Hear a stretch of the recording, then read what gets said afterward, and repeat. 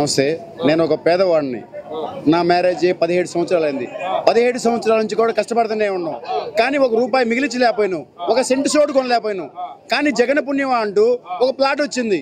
చాలదా ఈ జన్మకి? ఇంకేం కావాలి సార్? ఇన్ని పథకాలు ఎవరిచ్చారు?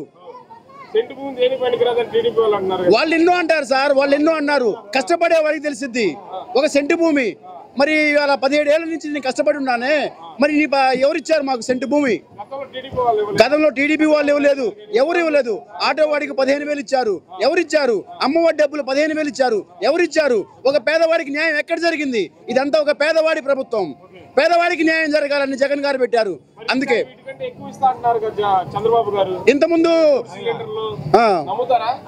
లేదు సార్, నమ్మరు. ఎందుకంటే ఇంతకుముందు క్రాప్ లోన్ ఎత్తేస్తా అన్నాడు, రైతు రుణమాఫీ ఎత్తేస్తా అన్నాడు. ఎక్కడ ఎత్తేసాడు? రుణమాఫీ ఎక్కడ చేశారు? అందుకనే ఈసారి జనాలు ఎవరు నమ్మరు. రుణమాఫీ చేయలేనోడు లక్షాధికారి ఎలా చేస్తాడు సార్? అందుకనే ఒక పేదవాడి ప్రభుత్వం కాబట్టి, పేదవాడి బాధలు జగన్ గారు అర్థం చేసుకున్నారు కాబట్టి మళ్ళీ ప్రతి ఒక్కళ్ళు కూడా జగన్ గే ఓటేసి జగన్నే గెలిపిస్తారు.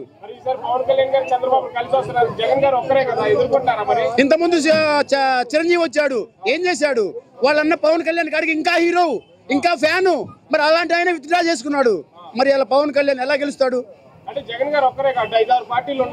ఎన్ని పార్టీలు ఉంటేనే సార్ పేదవాడికి న్యాయం ఎక్కడ జరిగింది?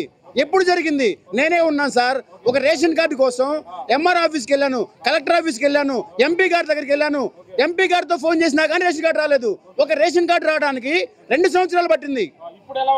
ఇప్పుడేం సార్, అప్లై చేసిన వారానికి రేషన్ కార్డు ఇంటికి వస్తుంది సార్. మరి ఒక డిగ్రీ గ్రాడ్యుయేట్ అయ్యండి 2 సంవత్సరాలు పట్టింది రేషన్ కార్డు కోసం. చంద్రబాబు గారు తీసేయాలి, మళ్ళీ జగన్ గారే గెలుస్తారు. జగన్ గారే మళ్ళీ వీళ్ళకి ఇన్కమ్ జీతం పెంచుతారు. జన్మభూమి కమిటీలు బాగున్నాయా అంటే వాళ్ళకి వాళ్ళ పార్టీలు వాళ్ళకి న్యాయం జరిగింది. అది జన్మభూమి కమిటీ మెంబర్లో. అది వాలంటీర్లు. సీఎం గారు ఏం చెప్పారు?